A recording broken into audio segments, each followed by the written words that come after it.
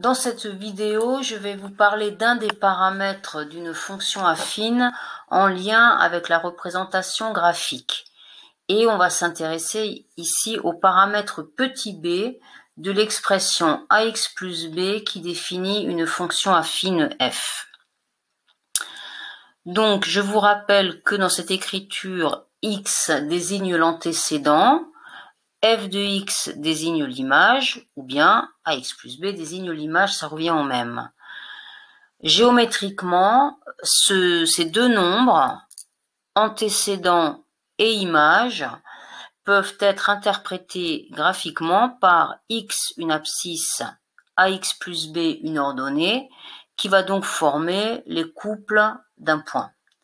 Autrement dit, par exemple, si je prends ce point M de la droite D3, je suis sûr que l'abscisse, si j'injecte l'abscisse de M dans cette expression, par calcul ici, j'obtiendrai ici l'image de X.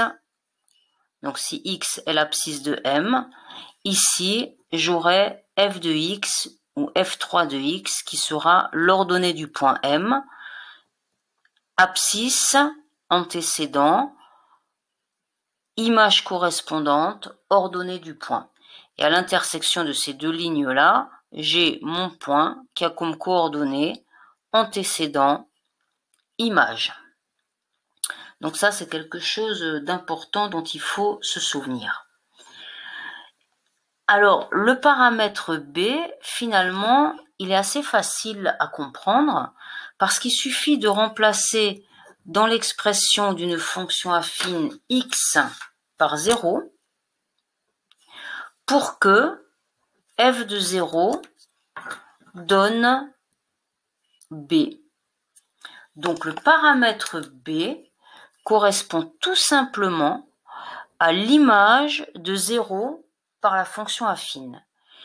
Comme b est une image, ça veut dire que graphiquement, b sera une ordonnée.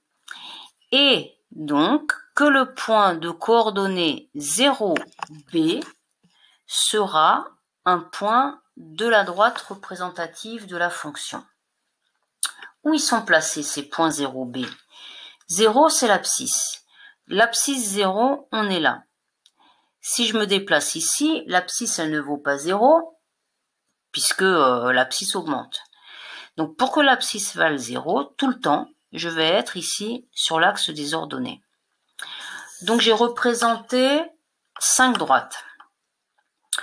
D1, qui passe par l'origine, D2, qui est horizontale, D3, qui monte lorsque je me déplace de gauche à droite, D4 qui monte lorsque je me déplace de gauche à droite, et D5 qui descend lorsque je me déplace de gauche à droite. Alors, par exemple, pour la fonction D1, comme elle passe par l'origine, pour D1, donc, je peux écrire que F1 de 0 égale 0, puisque D1 passe par le point de coordonnées 0, 0. Donc 0, 0 est un point qui appartient à D1. On retrouve quelque chose que l'on savait, à savoir que comme D1 est une droite passant par l'origine, D1 représente une fonction linéaire. Et on a ici que B égale 0. Dans l'expression f de x égale à x plus b, si b égale 0, eh bien on va avoir f1 de x égale a de x, ce qui nous permet de effectivement retrouver ce qu'on connaissait déjà sur les fonctions linéaires. Voilà pour la droite D1. D2. On voit que D2 et D3 passent par le même point sur l'axe des ordonnées. Ce point a comme ordonnée 3. Donc, je vais appeler ce point A. Ici, le point A a comme coordonnée 0,3. le point A appartient à la droite D2, c'est-à-dire que le paramètre B pour la fonction f2, le paramètre B, ce sera plus 3. Pareil, pour la fonction D3, le point A appartient à D3, c'est-à-dire que pour la fonction f3, B sera aussi égal à 3. Donc, l'expression de f2, ça va être ax plus 3. L'expression de f3, ça va être f3 de x égale à ax plus 3. Alors, c'est pas le même a, donc ici, je vais dire a2, et là, je vais dire a3. Donc, je récapitule. Le point d'intersection avec l'axe des ordonnées, le nombre 3 que l'on lit ici, eh bien, c'est tout simplement le paramètre B dans l'expression de la fonction affine qui est représentée. Il me reste ici les deux droites, D4 et D5. Eh bien, ce point-là, le point B, a comme coordonnées 0, moins 3. Par conséquent, pour la droite D4 et pour la fonction F4, le paramètre B va être égal à moins 3. Pareil pour la fonction F5. B va être égal à moins 3. Et donc, leurs expressions, on sait déjà que leurs expressions, ça va être F4 de x égale A4 de x moins 3 et F5 de x égale à A5 de x moins 3. Donc, le coefficient B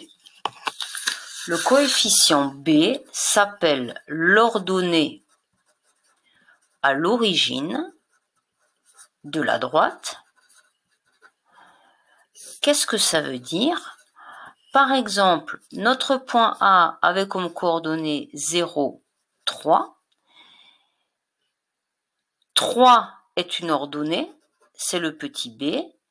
Et à l'origine, ça signifie tout simplement qu'on se place à une abscisse égale à 0. Ça, c'est le à l'origine. Et ordonnée, eh bien, tout simplement, on dit que B est une ordonnée.